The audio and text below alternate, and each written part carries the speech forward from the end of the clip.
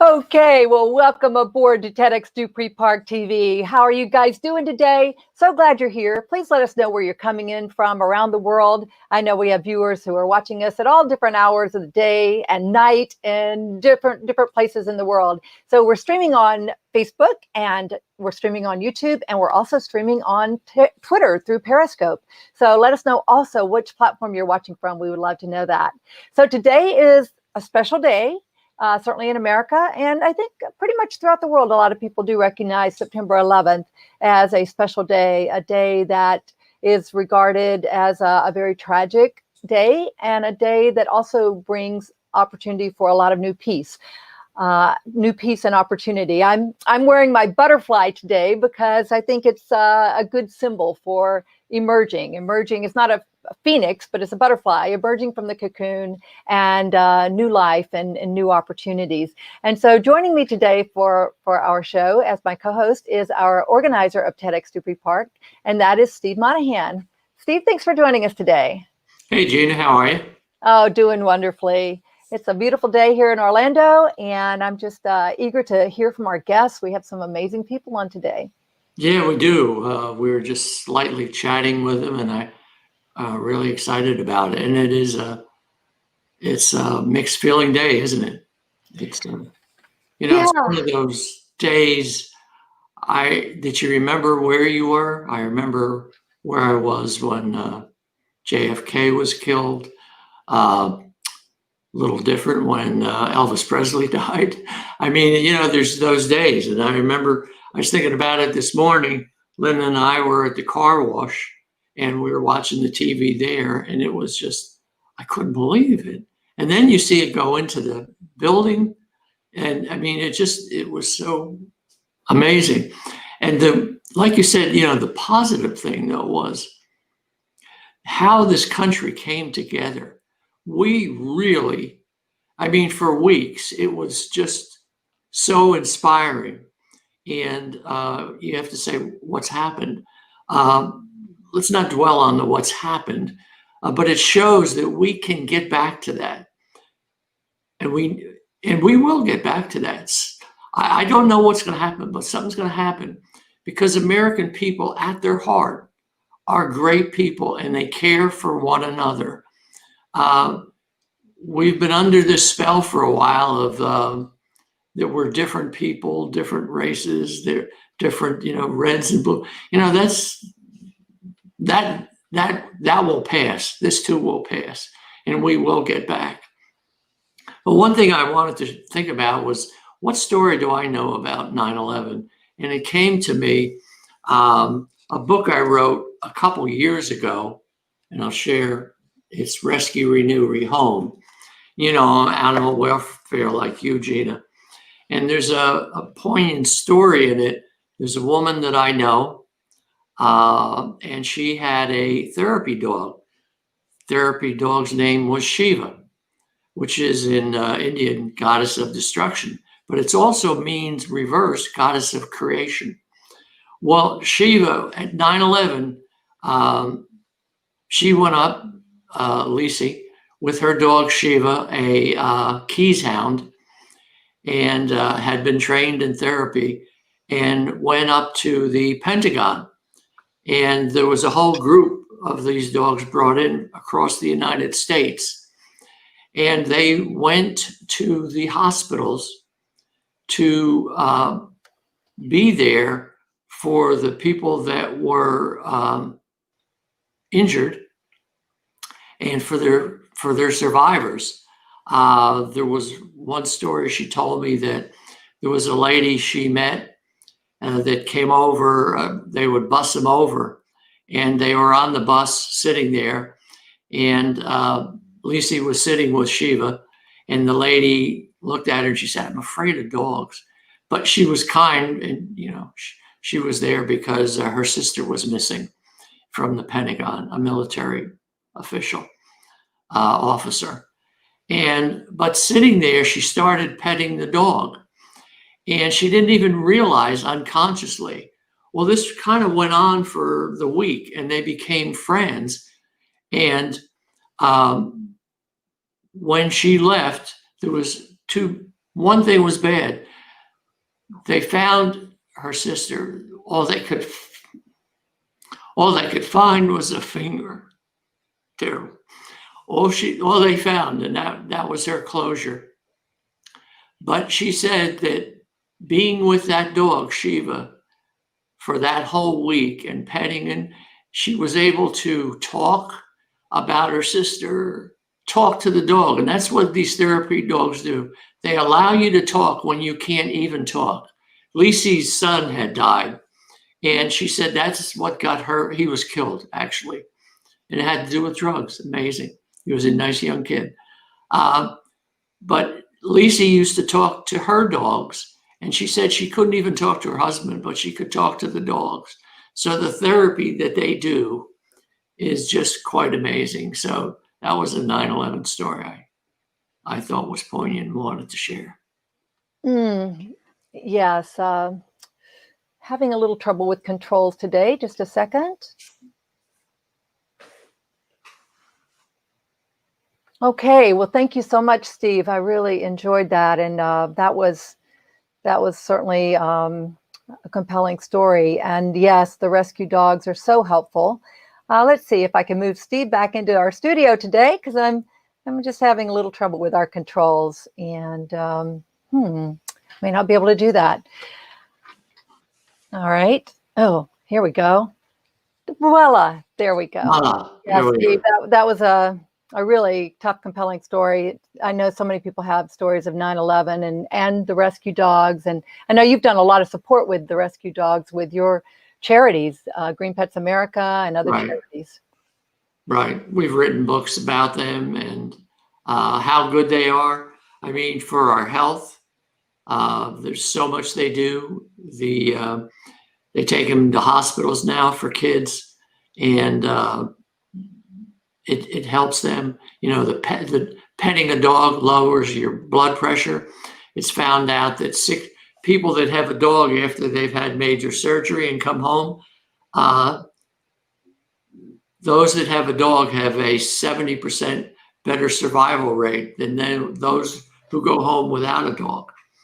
I mean, there's just so many stories to it. So anyway, but it's kind of a mixed feeling about 9/11, and we got our 20th next year. It'll be 20 years. It's amazing. Yeah, that's true. I like your purple. Well, thank you. I appreciate that. I think there's so much going on with the red team and the blue team this year. Right. And so I'm thinking, well, let's go purple. Let's be a little different right now. I know the TEDx colors are red. But hey, guys, thanks so much for you who are chatting in our comments below the video on Facebook. We can see you and feature you, and just keep sharing what your thoughts are. And if you have any thoughts and stories to tell from 9/11 that you'd like to share, please post those in the chat, and we'll feature them if we can. But let's get right to someone who has, I know, some really great tips and information to share about his experiences with 9/11. And that is our first guest today. And this is one of our sages. In our TEDx world, we have our speakers, of course. We have coaches, we have team members, we have sponsors. And then with our TEDxDupreeParkTV, we bring on some people who have a lot of wise words to share, and but they're not in one of those other categories of speakers or coaches and such. So our first guest today is Brad Rex, and he's the president and CEO of eHome Counseling Group, and it's a premier nationwide telebehavioral health company that provides metrics-based virtual mental health counseling by video.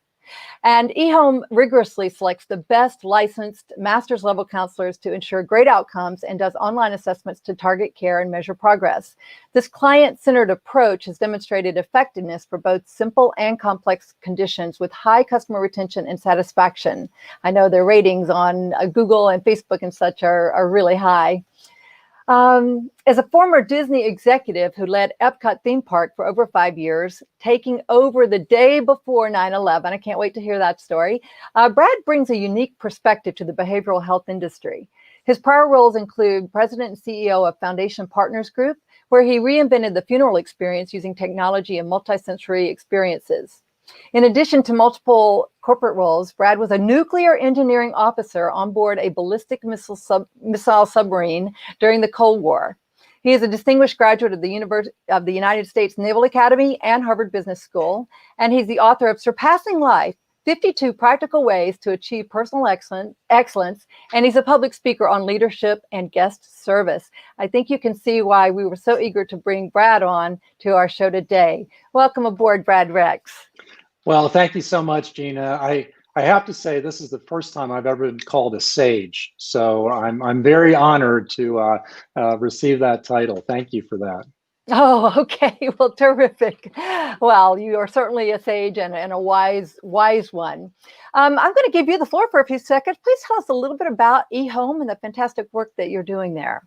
Sure. Well, thank you. Well, you had a great introduction there, Gina. And yes, for over the past 5 years, we have been providing telebehavioral health services. So that is actually face-to-face video with a licensed master's level counselor. So similar to what we're doing right now, in a way, we link up with you by video.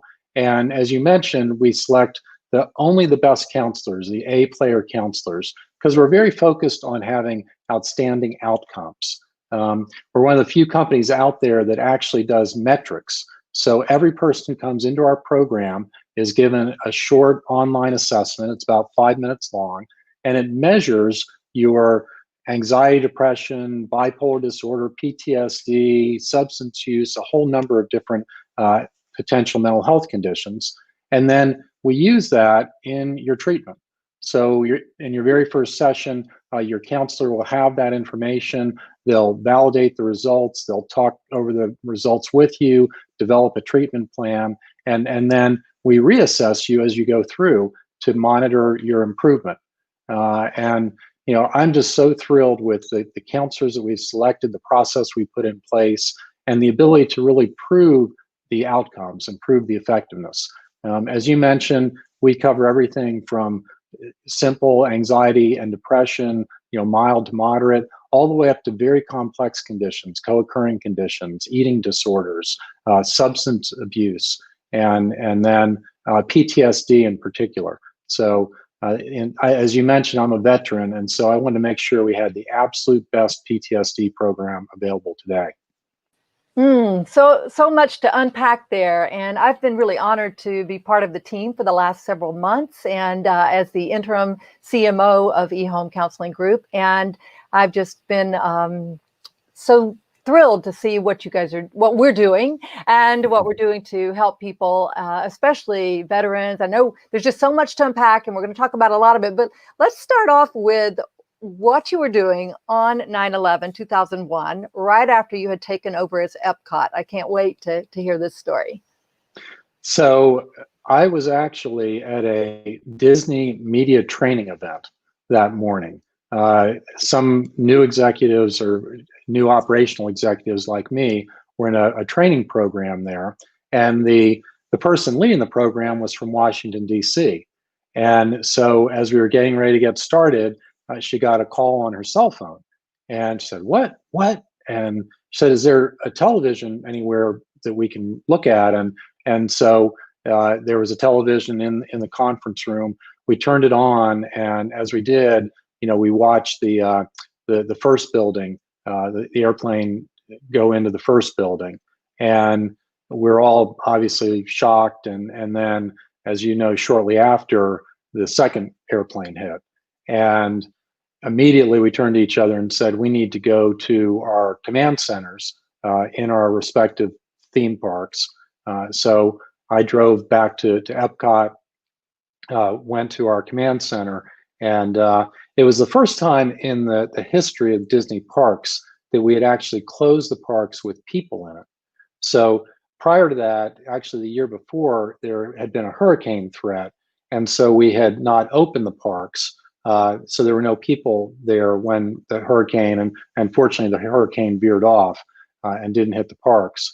But this time there were people there. And our question was, if we made a general announcement, would people race towards the exits and would people get injured? And so we discussed it and across all the parks, and we made the decision to use the best communication technique we had and the best people we had. And of course, that was our frontline cast members. And so we passed the word through the managers, through the frontline cast members to just tell the guests, due to a national incident, Epcot will be closing early today. And realized back then, people didn't have cell phones. There were obviously no TVs in the parks. So no one really knew what was happening. And so people would be like, what happened? What's it? And the cast members just said, we're closing early, proceed to the exits and go back to your resorts and you'll learn more there. And it was, we had 10,000 people in the park at that time. And fortunately, we were able to safely exit all of them. But one of my most vivid memories of that was that without being told, the cast members lined the promenade.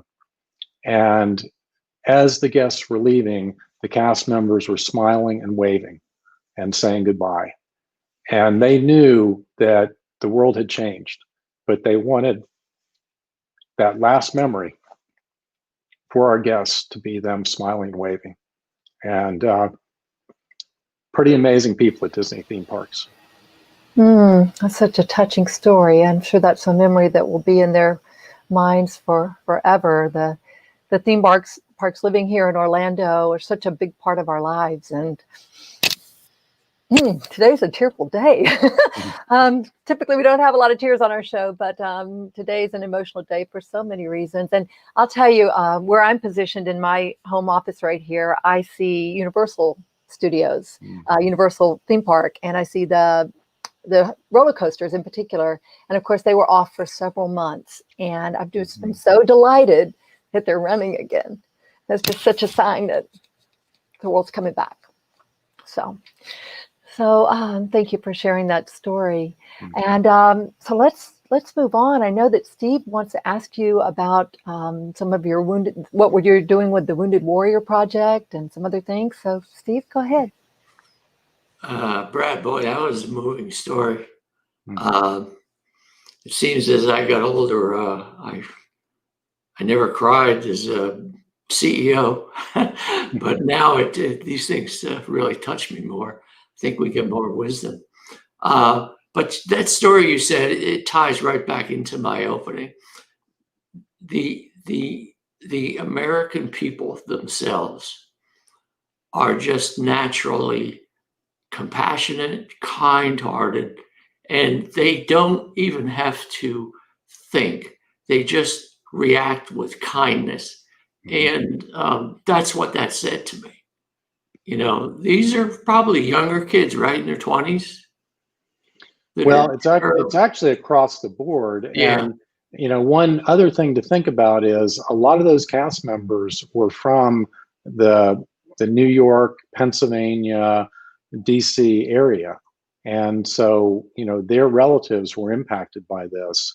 And yet, I know my natural inclination would be to, run backstage and get on the phone and make sure my loved ones were okay. But they stayed in their roles and they did their jobs. And, I have such immense pride in every single person. Yeah, I thought that too. They didn't think of themselves first. Exactly. Just like the first responders, ran up the building while the others are running down. So even there, that's humanity is so much better than we are acting like it is. It just came natural to them.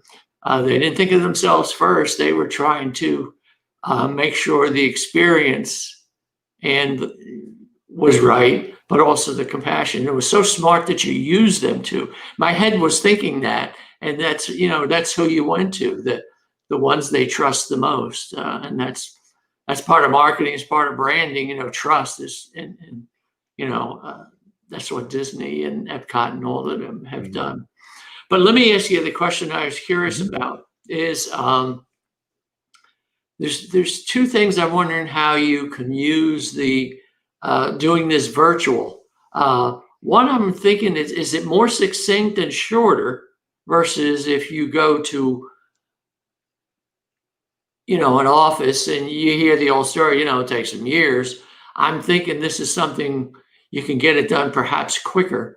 And that's one. But the other was about the wounded warriors. Are you able to encompass that? And also the drug opioid problem we're having with so many people. This would seem so big that you could reach them, that they wouldn't even think of going to a doctor.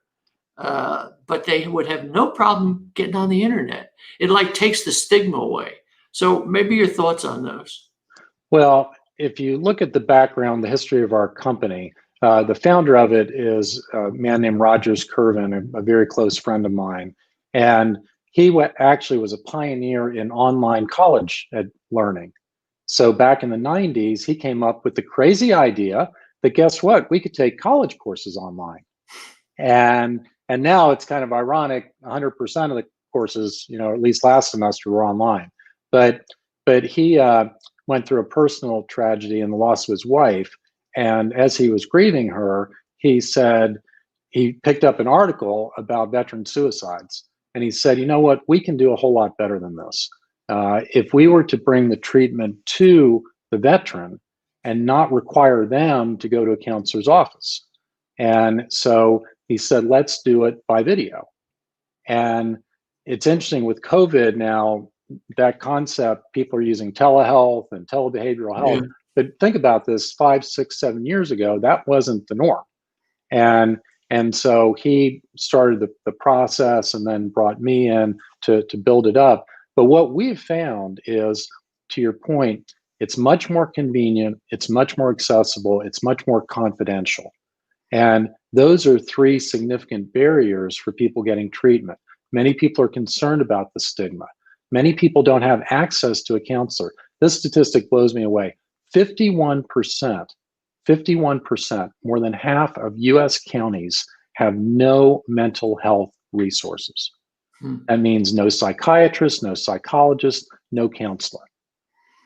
Now, how are you going to reach the people in those counties? And obviously, most of them are rural, but if you think about it, you can reach them by video because more than 89% of Americans have cell phones.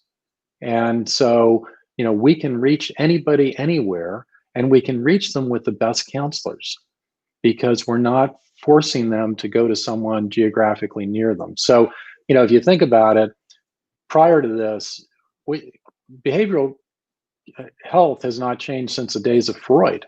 I mean, Freud's clients had to go to his office and get their treatment and go. And so, when you're asking people to drive to a counselor's office, wait in their waiting room, be afraid, and somebody I know going to be here, go have their session, drive back, how many people want to do that? And yet, if you say, you just pull out your smartphone and have your session wherever you are, nobody needs to know about it. And so, kind of amazing, Steve, our no-show rate, is 2.6%. Now, traditional office counseling is 25 to 40+%. Wow. 2.6%. So the people actually stay in treatment and get the help that they need. Right. And, one of the issues with PTSD, one of the symptoms of it is avoidance. You don't want to be around other people. You don't want to drive. And so by bringing the counseling to them, to the people who need it, we can completely bypass that whole issue. We had a story, a female veteran, she had PTSD, military sexual trauma, and she wouldn't go more than 5 miles from her house. She wouldn't drive more than 5 miles. And so we were able to provide her with a counselor that specialized, a female counselor specializing in military sexual trauma and PTSD, and deliver her care in her home. Right. I had a sister that was suffering at one time. She worked out, but it was things like she wouldn't go in an elevator. She wouldn't go in an escalator. She didn't want to leave, so she couldn't even get treatment. But it just seems, wow, I'm just blown away that this can impact so many people, and it takes away the stigma. As I said, I don't know why we wouldn't have time to get into that, but there's no problem with physical issues, but when it's a mental, it's like people just don't want to go there. But by being able to do this virtual, and there's a statistic, it's something like 1 in 3 people have a mental, whatever the nice way to say it is, a mental challenge, let's say. So that's 1 in 3. It is so huge. And if there's now you could reach them through an iPhone or, the app or your Android or the computer. It's just quite amazing. I'm blown away. I didn't know that. I'm blown away with that. Well, and what we do is we combine the best human counselors with great technology to support people in between their sessions. So we actually have an artificial intelligence app called Carla. And with Carla, again, no app will ever replace a human counselor. It's kind of like the self-driving car, okay? It's going to be 5 years in the future. But you can use apps to support people in between their counseling sessions. Right. And so with Carla, it actually throughout the day gives you tips and helps you with different things, asks how you're doing. But one of the best things is if you push a button on Carla, you are connected to a licensed master's level counselor 24/7. And we have had 2 suicides prevented because a warrior was planning to commit suicide. They'd made all the preparations, and then right before they did it, they hit the button on the app, and they were immediately connected to a counselor who de-escalated them and helped them to get back on track. And then that loops back to our counselor, and we actually are able to get them set up for a meeting with their normal counselor. So there's a great opportunity here to effectively use technology in addition to the human interaction to really take great care of people. Wow. TED is based on, started off technology, but now it's everything. And it's about ideas worth spreading. Mm-hmm. Have you ever done a TED Talk? Because this is one hell of an idea worth spreading. Well, I'd love to. And as you can probably tell, I'm pretty passionate about this, that we can take care of people. We can take care of people wherever they are. We can do it very effectively. You mentioned addiction earlier. We have an incredible addiction treatment program that combines medication with counseling, with artificial intelligence apps, with check-ins, education. It's a 6-month program, and it costs less than the cost of one inpatient stay. Wow. And if you do inpatient treatment, the relapse rate is 50% within 6 months. Right. Okay. That's another such a huge issue. We had a pharmacist from the Netflix series on a few weeks ago, and he talked about it. His son was killed, and it's a whole story. I mean, it's a series about it, and how powerful these drugs are now, and they're actually made that way to make them addictive and powerful. And what you're doing could help that also. It's just universal. And it's coming along now with the COVID. We're used to this. Companies aren't not wanting to go back to the brick and the mortar and all that stuff. So, well, COVID is causing a huge mental health crisis in our country. So there are 3 major effects of COVID. One, of course, is the physical. It's the sickness and the death. Okay. The second is the financial, and the people who have lost jobs, and particularly here in the Orlando area, we've seen that. But the third is the psychological. And what we are seeing in others is a huge increase in mental health conditions. The CDC just recently published a report and said that 40% of Americans now have a mental health condition. It's double what it was pre-COVID. Overdoses are 44% up. And here's a very concerning statistic. In the 18 to 25-year-old age group, more than 25% of that age group have considered committing suicide. And so we have got to get ahead of this from a mental health issue, because the reality is there's certain people who are going to get physically ill. They're going to get the virus, and they're going to get ill, and some will die. There are other people who are financially impacted, a subset of the population. Everyone is being psychologically impacted by the stress, the anxiety, the isolation of COVID.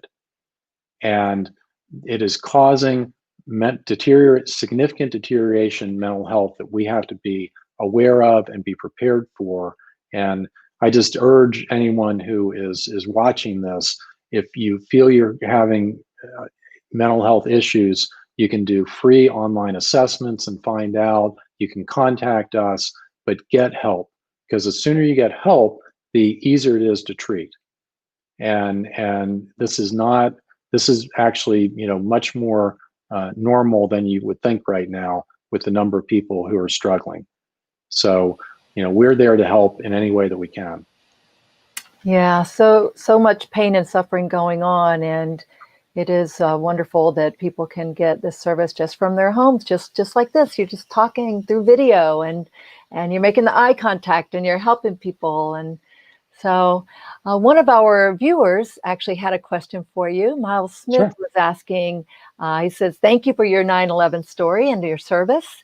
And beyond the work that you do with Wounded Warriors, what outreach do you have to the first responder community? I know that you have a number of instances that you could share, but please share that. Yes, well, thank you for your question, Miles. And yes, just briefly, I want to put everybody to know about Wounded Warrior Project. That is an amazing organization, and they help post 9/11 veterans. They provide free care for them, particularly mental health care. And so if you're a post 9/11 veteran who is struggling right now, please reach out to Wounded Warrior. And if you would like to support a fabulous organization, please donate to Wounded Warrior, because they're the best out there. But to your question, you're exactly right. A lot of people think PTSD is just an issue for veterans, but actually about 20% of firefighters and EMTs have PTSD. We're seeing healthcare professionals now, again, similar percentages, particularly for emergency room staff. Police officers, it's about 9 to 13%. And then even corrections officials, the people who are taking care of the folks in our jails. So, and civilians. I mean, basically anyone who has gone through a traumatic experience can get PTSD. But yes, we take care of first responders. We have a program called eHome Heroes. We do that for different municipalities. We recently took care of a police officer who was in a traumatic event, and so the whole idea here is if you need help and you're in any of those situations, please reach out. Unfortunately, we have first responders who commit suicide. We've seen doctors and nurses commit suicide because of PTSD, and that's all preventable. We can cure PTSD. Again, that's a misconception out there that, well, what am I ever going to do about this? But the reality is we can treat it, and we can treat it effectively. There are techniques that we can do, and we can do it in as few as 6 weeks to 12 weeks. So don't let anything stop you from getting the care that you need, and please reach out, talk to us, and we can get you the care that you need. But that's needless deaths from suicide due to PTSD and overdoses, and we can prevent that. Well, thank you so much for all that you're doing and have done. Brad, before we let you go, is there anything else you'd like to share with our audience today? Well, once again, I'd just like to thank you so much, Gina and Steve, for having me on and allowing me to share what I think the viewers will find is an important message, which is that mental health is as important as physical health. There are ways to treat it. Get it taken care of early. Just like if you have a physical disease, if you have cancer, if you get it caught early, it's so much easier to treat and so much better outcomes. But regardless of where you are, if you need help, please reach out. There are people there to help you, and that's what we're here to do. So again, thank you for having me. It's been a real honor to be on the program today. Well, thank you so much, Brad. And you guys can get in touch with eHome with Brad and the eHome counselors at eHomeCounselingGroup.com. And certainly if you want to check out the Wounded Warrior Project, a great group of folks and all the good work that they're doing, you can check that out right there. So thanks so much, Brad. Thank you, Gina. Wow, compelling stories, eh, Steve? Yeah. The product and what they're doing, I don't want to call it product, but what they're doing is just quite amazing. And how they're delivering it, which strikes me as now they could get it to so many more people, especially now with it going up. First responders, nurses, doctors. There was one recently, a doctor, she committed suicide. Was in New York, and the family didn't know about it, but she was just overwhelmed. And we don't want to talk about that. It's amazing what they could do. I was thinking, if you're on Social Security or Medicaid, they give you like each year a free this or free that. It would be good if they gave because it's preventative health. So they want you to do this, a woman get a mammogram or whatever.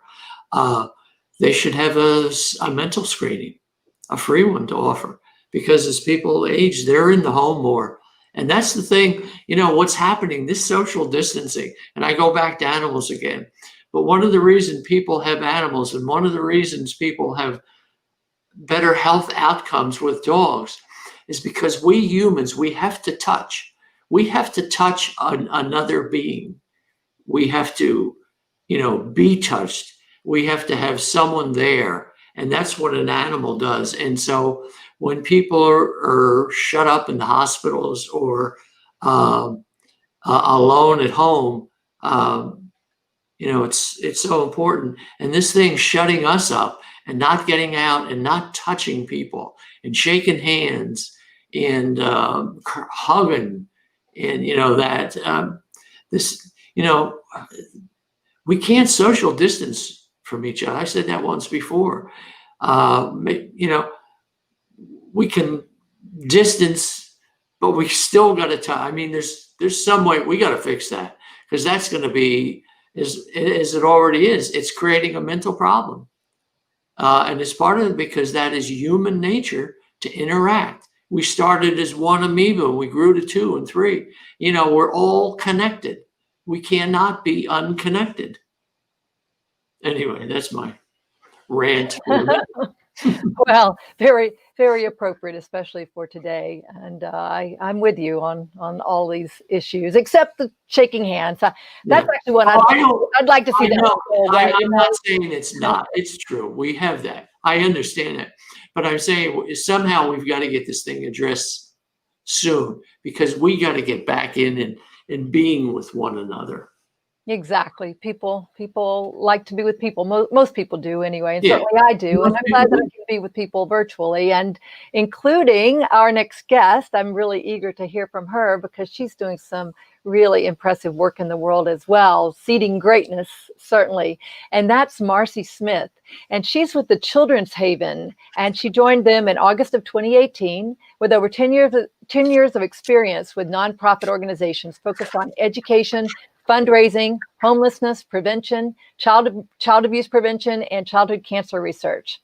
Marcie holds a master's degree in conflict resolution and is a 2016 graduate of LEAD Atlanta. She's a member of the Rotary Club of Canton. She's previously served with the Atlanta Regional Commission's Millennial Advisory Committee, and she currently serves on the board of directors for Prevent Child Abuse Georgia. Marcie's passionate about social innovation, family services, community collaboration, and efforts to work together to protect children and their childhoods. So welcome, Marcie. Hi, thank you for having me. Well, we're so glad that you're here. You're doing so much to seed greatness. Tell us a little bit more about Children's Haven and the work that you're doing there? The Children's Haven is a nonprofit organization in Cherokee County, and our mission is to promote the health and happiness of children who've been impacted by abuse or neglect. We serve about 400 kids in Cherokee County every year, and we do so through 3 main programs. We have CASA, which stands for Court-Appointed Special Advocates.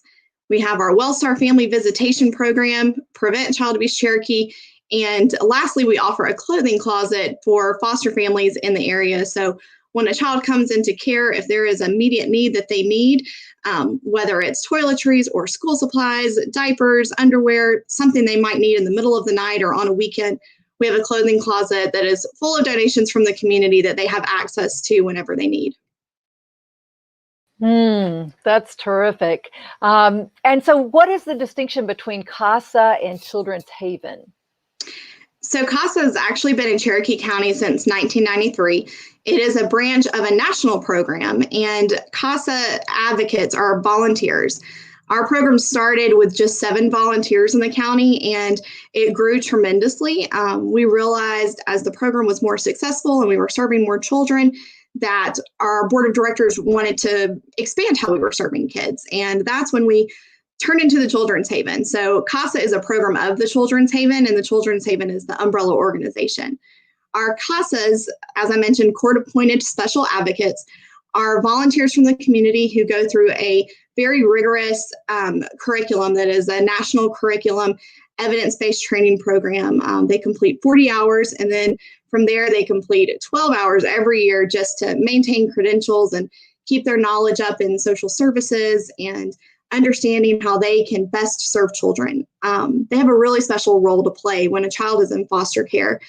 A child has gone through so much trauma just being in foster care, and a lot of times they will have so many new faces that are now a part of their lives, whether that is case managers with DFACs or attorneys or therapists, new teachers, their new foster family, or if they're in a group home. There's so many new people in their life.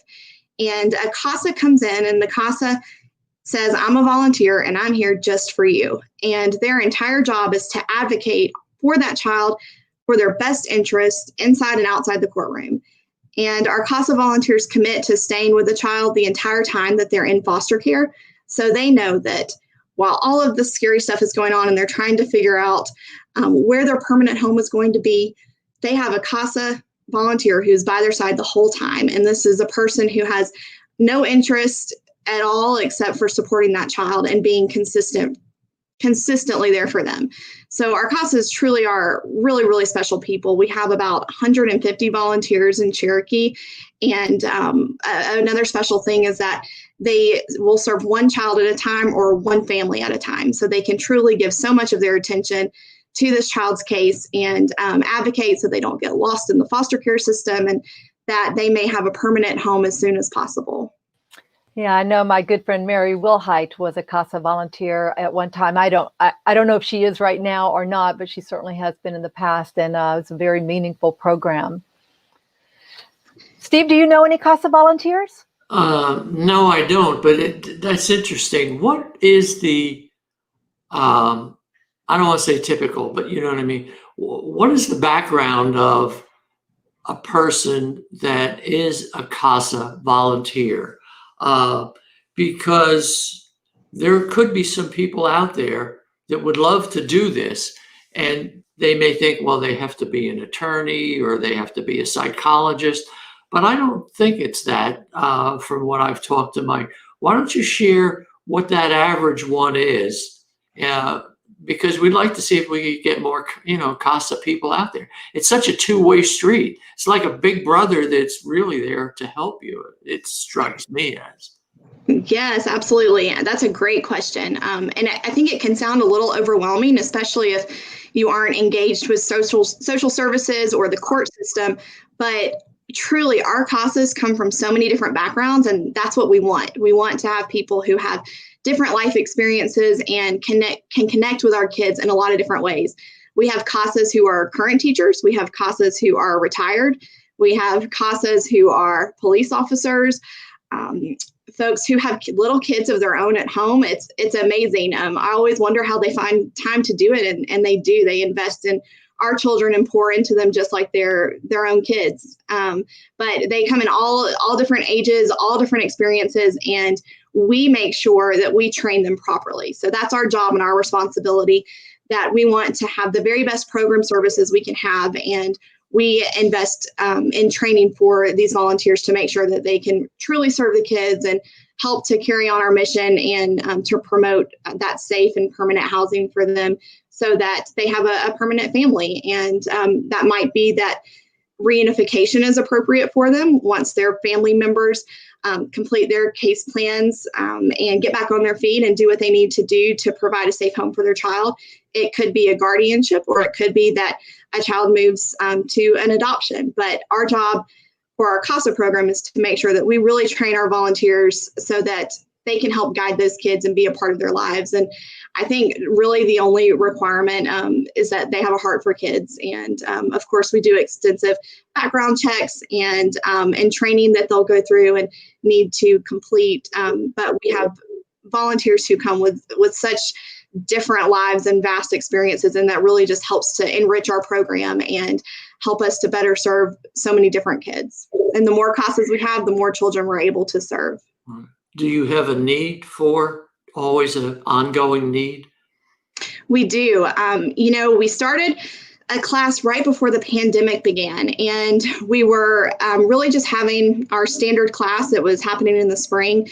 And when the pandemic started and folks were at home for shelter in place and for quarantine, we were not having as many calls for child abuse or neglect reports.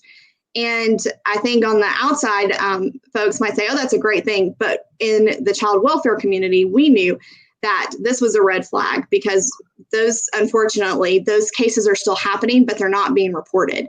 Right. And about 30 to 35% of our local reports come from school personnel. So while the children were not at school, there were not people with eyes on kids. As an organization, we started immediately trying to plan and be prepared for when school started back. We knew that more children would come into care. So we picked back up and finished our class and had our new group of CASA volunteers trained and ready so that as more children come into foster care, we can be prepared to have a CASA ready to stand by their side. And yes, we do that several times a year, and it's always ongoing because unfortunately, as the need grows, even when it slows down just a little bit, we know that right around the corner, we're going to be needing to prepare to serve more kids. So information is always posted on our website for people to learn about CASA training. And if the time is not right for them right now, it might be next year. And we see a lot of people who will come to us and say, okay, now I'm ready to be a CASA. It's been on my heart for a long time and I want to learn more and I'm ready to give of myself. And I think that's so amazing because they truly give of themselves to these children and they really pour into them. And the commitment is to visit the child once a month. Right now, of course, we're doing so much of that virtually or with social distance visits in front yards or from cars and through mail and different ways that our CASAs can stay connected to the kids that they serve. But so many of them do so much more than that. And it's been amazing to see how they stay connected to the kids even after their time in foster care ends, that they really just end up being a part of their life for the long run. Right. We're talking here in Cherokee County, which is, I got to commend them. They're always ahead of the curve in so much in human services, and Woodstock and Canton. But these are national organizations, right? So we reach people across the country on this show. If they had a need, they could find a Children's Haven or CASA. Are they all under one name now, or where would they look?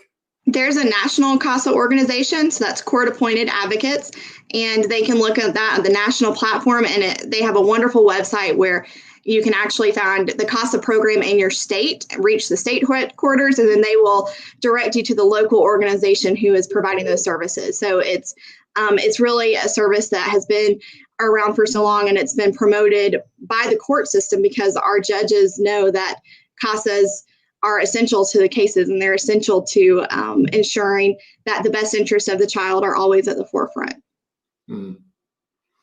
Our co-organizer, Mike, he has been involved with CASA in the past. He was on the board for a while. That was about 5 years ago, but he shared it with me, and it's just amazing what you all do. Thank you. It's our honor to be able to provide those services, though I'm sure we can all agree we wish that that wasn't needed, but we know that we can provide them with top quality volunteers and make a difference in the lives of kids who need CASA volunteers. Yeah, I can't even imagine all the new challenges that have come about because of the lockdown, and so many people are trapped at home, and the kids aren't able to go out, and people aren't seeing that they're suffering and bringing the attention. So it's good that you guys are finding creative ways to solve these problems and help the kids. Yes, thank you. Our volunteers they are resilient, and they are innovative, and we never skipped services. We just changed the way we provided them. So full speed ahead, and have continued to provide services throughout every minute of the pandemic. Well, Marcie, before we let you go, is there anything else you'd like to share? Anything that we missed asking you about with your programs? Sure. We, like I said, we're in Cherokee County, but a lot of our programs are partners or chapters of national organizations. We are also a chapter of Prevent Child Abuse. There's a Prevent Child Abuse America, and a lot of local Prevent Child Abuse chapters that do a lot of preventative work, so that we can all work together in our communities to help kids and families before they come into traumatic situations, so that we can work as a community to support them before things happen. At the Children's Haven, we have a fun event coming on. It's called Scarecrows for Kids, and folks in our community can decorate a scarecrow and have it displayed at a fun location called the Mill on Etowah, and all the proceeds will support the Children's Haven. We're trying to be creative and inventive during this time so that we can still fundraise for our programs and make sure that we continue to provide services as they're needed now more than ever. Oh, that sounds like a really fun project. I imagine that a lot of people will be doing that in different communities. I'm going to see if I can get that link to share here for us. Yes. Okay. Well, thank you so much, Marcie. Thanks for all that you are doing. And Steve, did you have any final questions for Marcie? Yeah. It's been a thread of the American people of compassion and going out of their way to help others. And so, Marcie, we would like to thank you for what you're doing. You are an example of this, spending your time helping others, and the people that are spending their time doing it. You're just a wonderful example. And, the like Small Business America and the volunteers in America, this is really the roots of this great country. So thank you for what you're doing. Thank you so much. It's amazing to see the generosity of people and how we all truly, really do care about each other, and people, when they give of their hearts, it's a really, really beautiful thing. So thank you so much for having me and letting me give a few updates from the Children's Haven today. Thank you, Marcie. Thank you. Oh boy. Well, this is one of the really rewarding things about being part of the TEDxDupreePark team. I know we're going to feature some brilliant minds on our TEDx stage, on the red dot of life, the red dot of death. Some people have different names for it, but in any case, it's an important place. And I just love that we've been able to bring out all these additional brilliant people that are doing so much to seed greatness throughout the world with our TEDxDupreePark TV show. Right. It's it was scary at first when we had to postpone this. And, then we tried to redo it again, and we didn't know. But, the team here is held together. I really appreciate this whole team, and the community is still behind us. And we're moving forward. I don't want to say it's a fog, but we're moving forward. And all of us don't know, when it's going to be over there, but you just got to keep moving forward. And that's what we're doing. It's just going to make it when those speakers are up there on that red dot, just so much sweeter, because we have taken adversity and faced it. We didn't run from it, and no one's running from this, not just our organization, but so many. We're just, doing what we got to do, keeping our heads down.